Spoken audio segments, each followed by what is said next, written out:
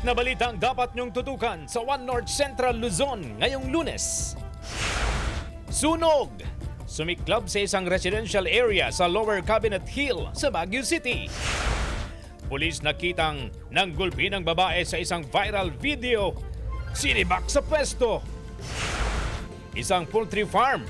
Pinagmumulan umano ng mabahong amoy at sandamakmak na mga langaw.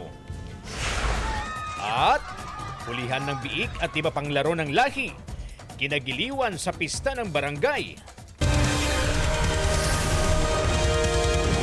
Ito ang GMA Regional TV, One North Central Luzon. Magandang hapon, ako po si Chris Zuniga.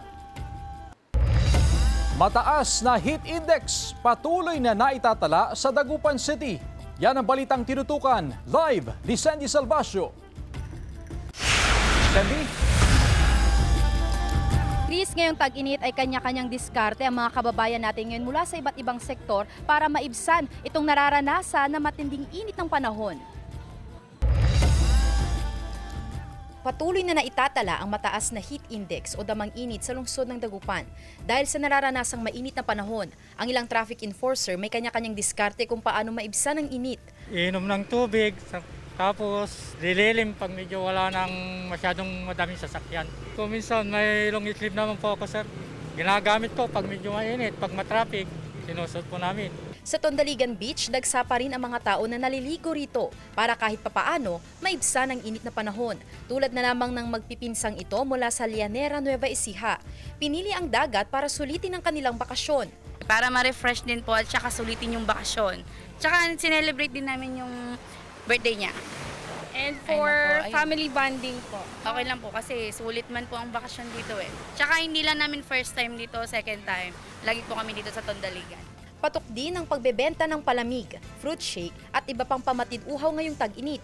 Tulad na lamang ni Ginaline na hindi na niya pinalampas ang pagbebenta ng fruit shake dahil patok ito ngayong tag-init. Okay lang po, sir. Ano po, mabenta din po siya. Kasi itong summer, sir, kasi tag-init, sobrang init po kasi ngayon dito. Ngayon lang din po babawi pag summer kasi pag tag-ulan po, ayun po, ano na din po siya. Quick update lang tayo sa heat index ngayon, Chris. 42 ang naitala na pinakamataas na heat index ayon sa DOST Pag-asa. Kaya naman, suwak ngayong araw itong mga malalamig na pagkain at merienda na pampawi ng init. Kaya dito sa Food Strip Dagupan City, isa sa mga kailangan nilang i-secure itong mga health permit para sigurado na malinis at safe to consume ang kanilang mga ibinebentang pagkain. Chris? Maraming salamat, Sandy Salvacio. Sunog! Sumiklab sa isang residential area sa Lower Cabinet Hill sa Baguio City. Tutukan sa report.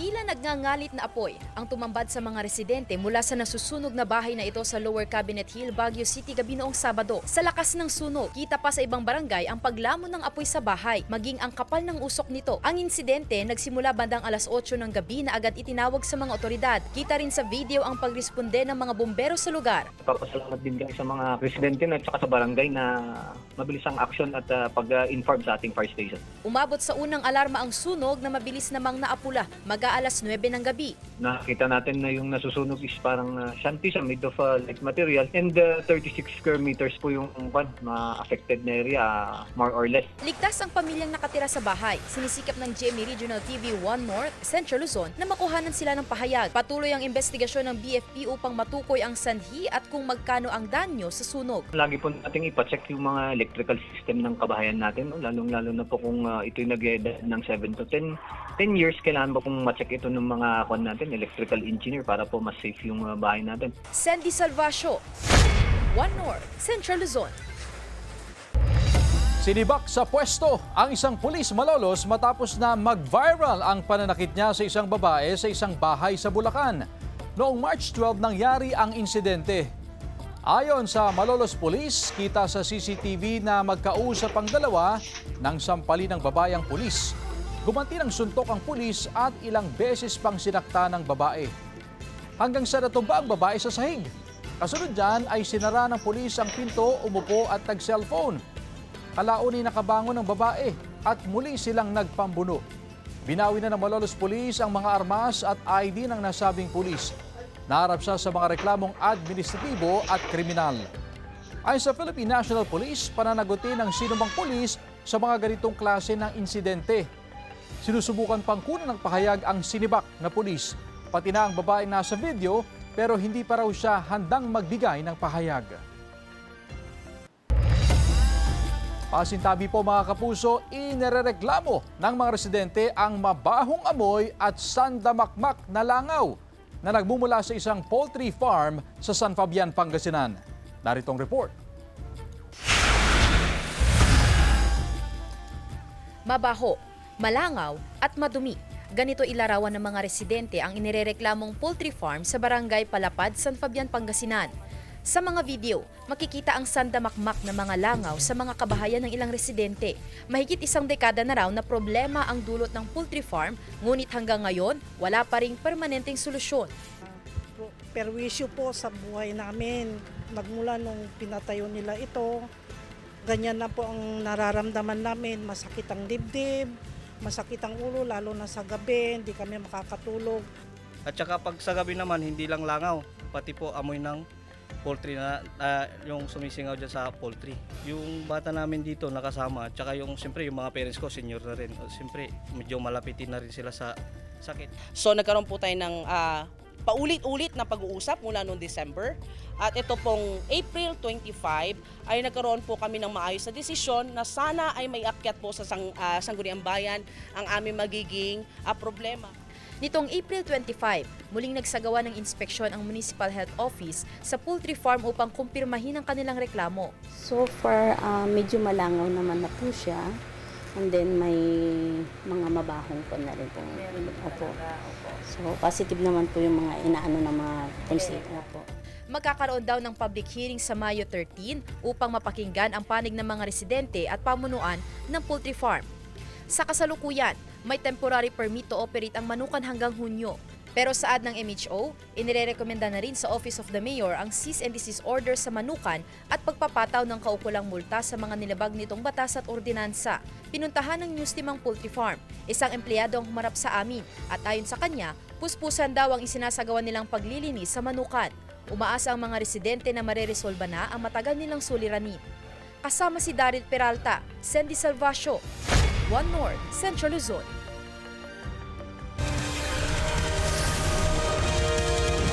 Ito ang GMA Regional TV, One North Central Luzon.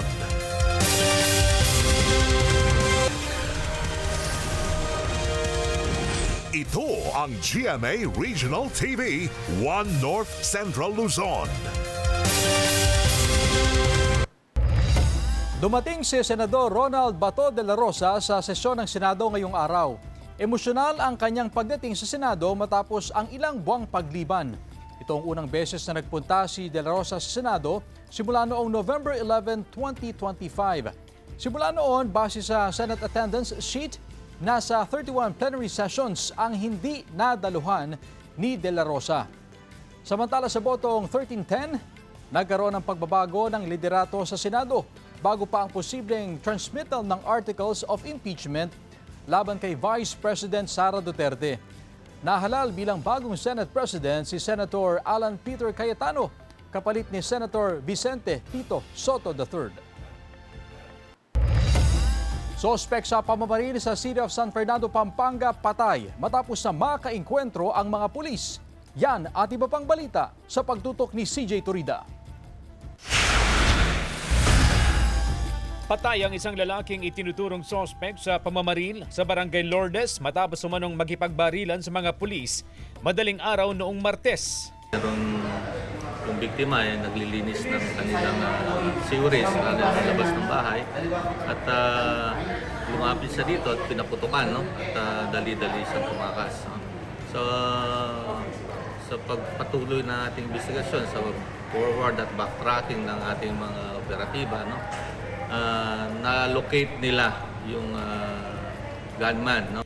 Umabot ng halos 10 oras ang hot pursuit operation. Nagpaputok siya sa ating mga kapulisan na gusto man natin napigilan at binawalan na pinaputukan tayo at wala po tayong magagawa kundi mag-return fire. Ayon sa pulisya, nasa ospital ang biktima ng unang insidente ng pamamaril.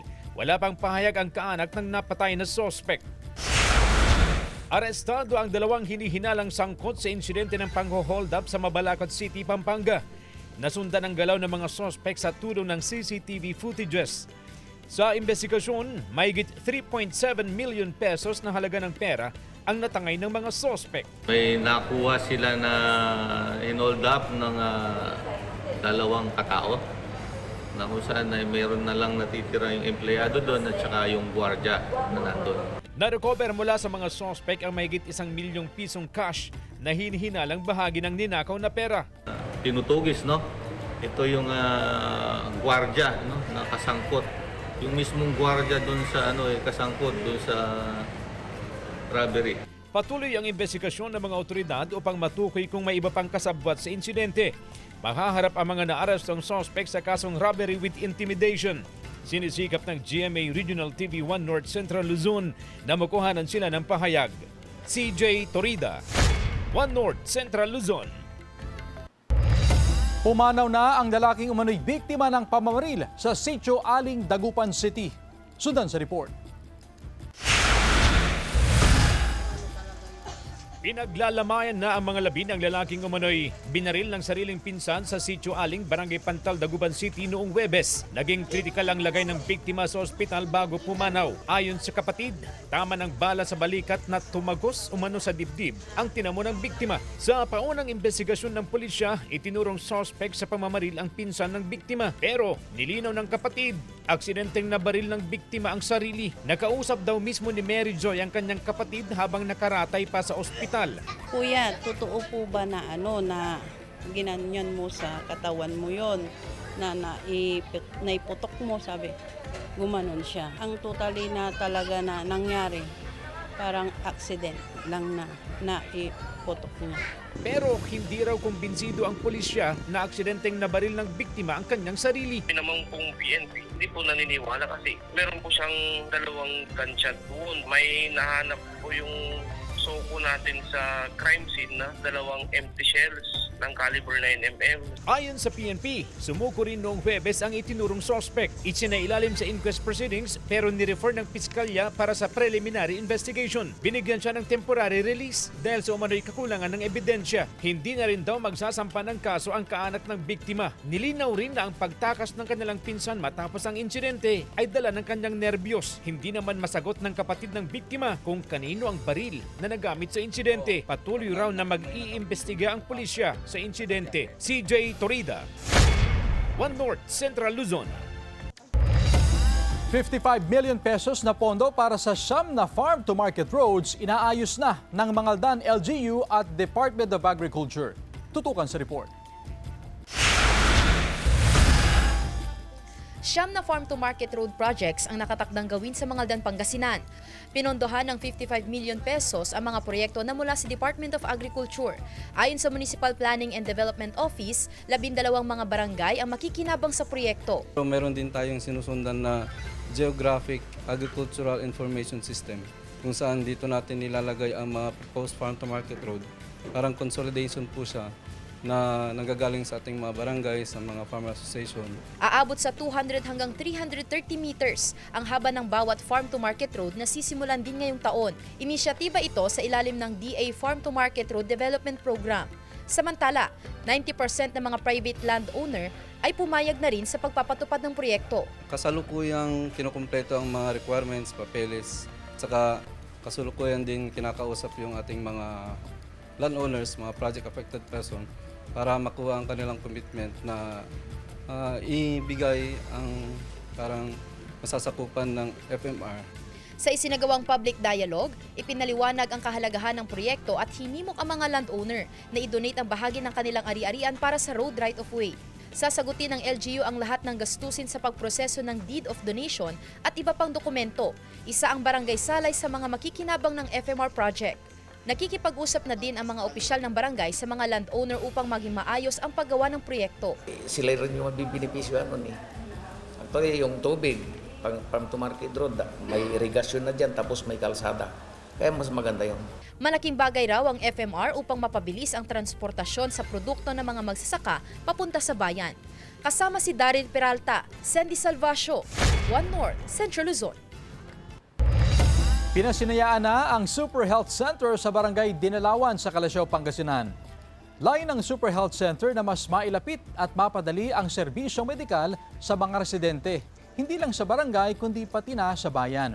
Ikinatuwa ng mga opisyal at residente ng barangay ang pagpapatayo ng Super Health Center. Inaasahan na libu-libong residente ang makikinabang dito. Hinihintay na lamang ang license to operate o permit na magagaling sa DOH upang masimula na ang operasyon ng Super Health Center. Samantala, mahigit sa 600 kalalakihan ang nagpatuli, kabilang na ang isang 74 anyos na lolo sa isinagawang libreng tuli operation sa Gapan City, Nueva Ecija.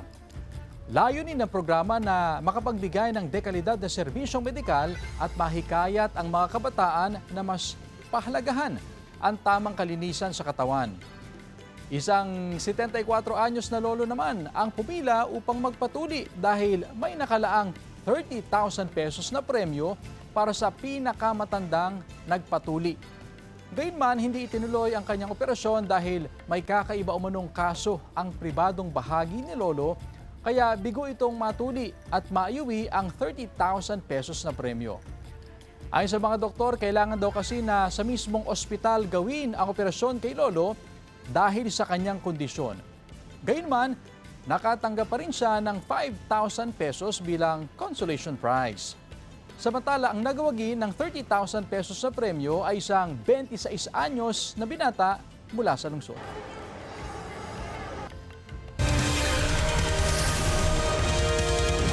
Ito ang GMA Regional TV, One North Central Luzon.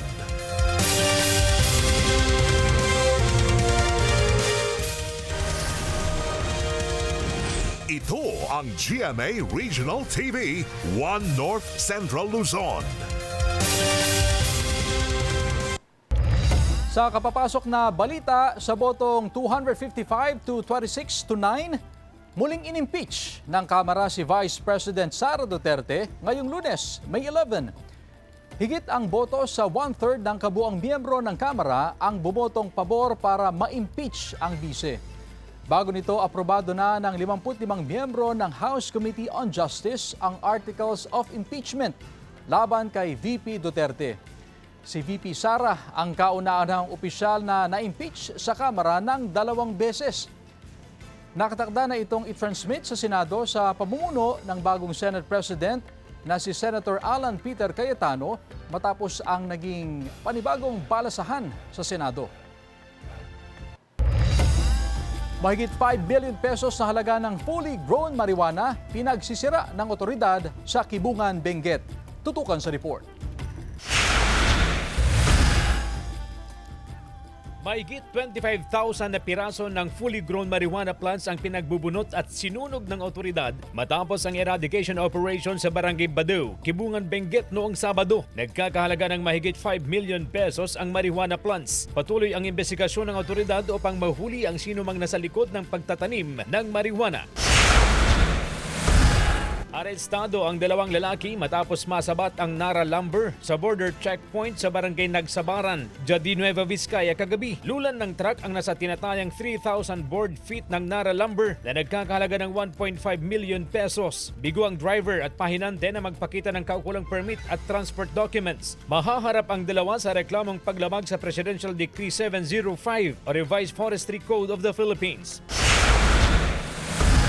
Arestado ang 3 katao sa bypass operation ng pulisya sa Barangay Pamatawan, Subic, Zambales. Mag-aalas 4 ng hapon noong Biyernes. Katuwang ng Zambales Provincial Drug Enforcement Unit ang PIDEA at Subic Police sa operasyon. Nakumpiska sa operasyon ng mahigit 192 gramo ng hinihinalang shabu. Nagkakahalaga ito ng mahigit 1.3 million pesos. Mahaharap sa kaukulang reklamo ang mga sospek na wala pang pahayag. CJ Torida, One North, Central Luzon. Iba't ibang serbisyo medikal hatid sa isinagawang health caravan sa Mangaldan, Pangasinan. Tunghayan sa report. Maagang nagtungo sa barangay hall ng Barimangaldan, Pangasinan si Mang Danilo matapos mabalitaan ang libreng serbisyo medikal sa kanilang lugar. Sinamantala niya na makakuha ng gamot para sa kanyang hypertension. Malaking tulong ho sa amin, lalo na kami mga barangay tanod po. Kailangan ho namin ito, lalo na kami, may senior citizen na kami madam, kailangan namin maintenance po. Gamot para sa 9 na buwang gulang na anak na may lagnat ang sinadya ni Nanay Sylvia. Nasa 2K po, gamot lang, 2K lang po. Libre po. Malaking tulong ang Bahagi ang nasabing programa ng ipinatutupad na nationwide health caravan ng Philippine Red Cross. Daang-daang residente ang nakinabang sa libreng check-up, konsultasyon at blood donation drive na isinagawa katuwang ang mga medical volunteer. Humigit kumulang 50 batang lalaki rin ang nagpatuli. Binigyan din ang mga residente ng gamot, bitamina at maintenance medicines. We are reaching out the communities para hindi na sila mismo lumalabas. Alam mo naman po natin, may mga iba ay kapus po. So we are giving all the services from Philippine Red Cross which is free. Sandy Salvacio, One North, Central Luzon.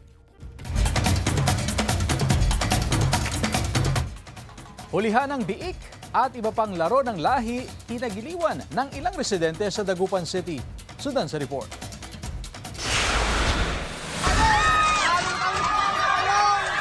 Napuno ng saya at tawanan ang laro ng lahi na bahagi ng pista sa Barangay Karanglaan, Dagupan City. Tampok ang hulihan ng biik. Paunahan ng mga kalahok sa paghuli ng native na baboy. Para mas exciting, naka-blindfold ang mga kalahok. To the highest level ang energy ng mga kalahok, hindi alintana. Kahit pa nga nagkakabungguan na sila, may ilan na lumuluhod na para lang mahuli ang biik. Ibinalik po natin yung larong lahi kasi hinahanap po yun ng mga matatanda po na constituent natin.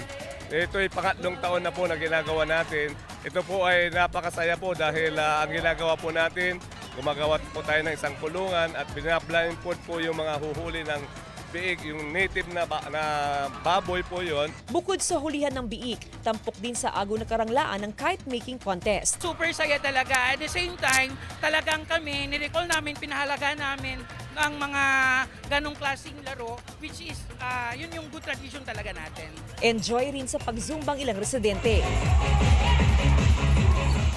Simple man daw ang selebrasyon ng kapistahan ng barangay, pero naging masaya naman daw ang buong komunidad. Kasama si Ron Alistair Taniedo, Jasmine Gabriel Galban, One North, Central Luzon.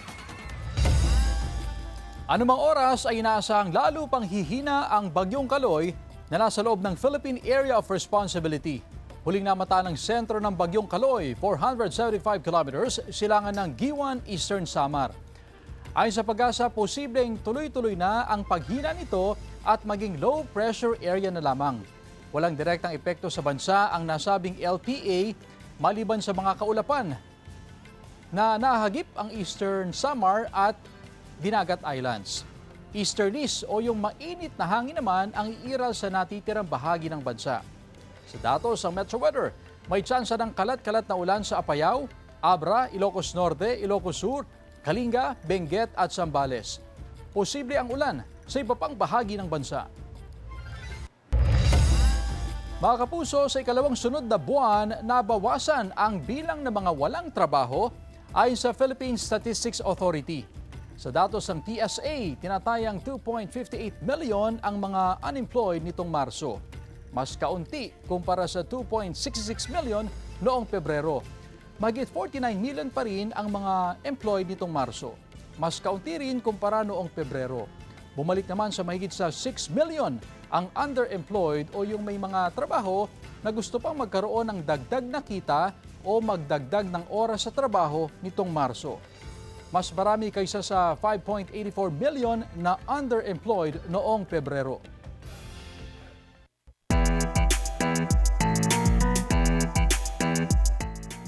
Simula ngayong gabi, atin ang makikilala si Atoy, nagagampanan ni Kapuso Primetime King Dingdong Dantes sa kanyang pagbibidahang pinakabagong action drama series, The Master Cutter. Sa pagbabalik ni Dingdong sa GMA Prime, gaganap siya bilang Tailor o Sastre by Day at Elite Bounty Hunter by Night na tinagurian ding Master of Disguises. Huwag kang kukurap dahil sa isang pikit mo lang, baka iba na ang tabas niya. Tutukan mamayang 8 p.m. sa GMA Prime habang 9:45 p.m. naman sa GTV. Pagmamahal at pagpapahalaga sa sakripisyo ng mga ina na mayani sa pagdiriwang ng Mother's Day. Silipin sa report. Sa selebrasyon ng Mother's Day, sari-saring paraan ang ipinapakita ng mga kapuso upang iparamdam ang pagmamahal at pasasalamat sa kanilang mga ina. Matapos dumalo sa misa sa Manawag, Pangasinan, dumiretso ang pamilya 3 hari sa Tondaligan Beach Park upang magdiwang ng Mother's Day kahapon. Kahit mainit ang panahon, pinili nilang gawing simple ngunit makabuluhan ng okasyon, dala ang munting pagsasaluhan. Galing kami ng Batangas, galing sila ng Isabela, nagkita-kita kami sa Pampanga para maging masaya yung mga bata, mag-beach sila. Samantala, dumagsa ang mga mamimili sa flower shop kahapon para sa last-minute Mother's Day gift. Nagmistulang Flower Street ang Burgos Street sa Dagupan City sa dami ng mga nakadisplay na bulaklak at mga panregalo. Si Ina, aminadong kahapon lamang nagkaroon ng oras upang bumili ng bulaklak. Hindi raw kasi maaaring hindi makabili si Ina ng regalo para sa kanyang nanay at mother-in-law. Deserve nila, sacrifices nila, love nila sa mga anak nila. Hindi naman lahat ay salo-salo ang paraan ng paggunita ng Mother's Day. Sa isang snack house sa Barangay Lanas, Mangaldan, Pangasinan, tuloy ang trabaho ng single mother-daughter tandem na ito para kay nanay. Bagamat hindi ito ang selebrasyon na angkop para sa araw ng mga ina, lagi naman daw na ipinararamdam ng anak nito ang pagmamahal at suporta sa kanya sa anumang bagay. Kasi kasama ko siyang nagluluto para pag hindi ko na kaya, siya na lang po.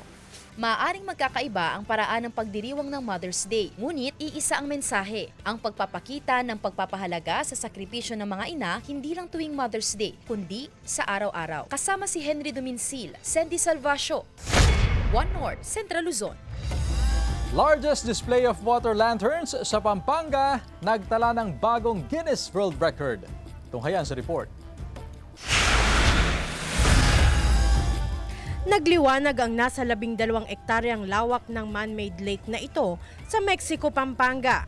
Libu-libong water lanterns ang sabay-sabay na pinalutang dito na may mga nakasulat na wishes at messages. Ang mag-partner na ito, world peace at love ang hiling para sa lahat. Stop the war and spread love. Yeah. Lahat naman tayo naapektuhan, like yung war, like doon naggaling kung bakit tumataas yung oil and everything. May ilan ding dito nag-celebrate ng Mother's Day. I wish ko more happiness in the family, peace, joy, love, and contentment, local and international travels with family. Yan, success ng 3 kong anak. Ang iba naman, nag-manifest para sa kanilang future. Siyempre po, yung maging RN po and good health po sa buong family po. I want to be a nurse when I grow up. Hindi rin nagpahuli ang ilan sa pagdidisenyo ng water lanterns. Pati mga chikiting, game na game din sa pagpapaganda ng kanilang lanterns na gawa sa biodegradable materials. Ayon sa pamunuan ng parke, umabot sa 11,016 water lanterns ang sabay-sabay na nai-display, kaya opisyal nilang nasungkit ang titulong Largest Display of Water Lanterns at nakapagtala ng bagong Guinness World Record. Why don't we do it something like on a Mother's Day? Kasi nga diba, Lumina means light. So alam naman natin, diba, ang mga mother natin, yan yung mga ilaw ng ating mga tahanan. Lahat ng mga tao nagse-celebrate ng Mother's Day. Ang aktibidad ay bahagi ng Lumina Water Lantern and Music Festival na itinaon sa selebrasyon ng Mother's Day kahapon. Glam Canicdam Dizon, One North, Central Luzon. Samantala, mapapanood niyo po ang episode dito at iba pang pinakahuling lokal na balita sa official website ng GMA Regional TV, www.gmaregionaltv.com. Pwede rin kayo bumisita sa aming official YouTube channel, GMA Regional TV, at i-click ang subscribe button para sa pinaka-maiinit na balita mula sa mga rehiyon. At yan ang mga pinakamalaki at pinakahuling balita sa Hilaga at Gitnang Luzon. Maraming salamat mga kapuso, pati na ang mga kapuso natin abroad. Ako po si Chris Zuniga. Kami, ang GMA Regional TV, One North, Central Luzon.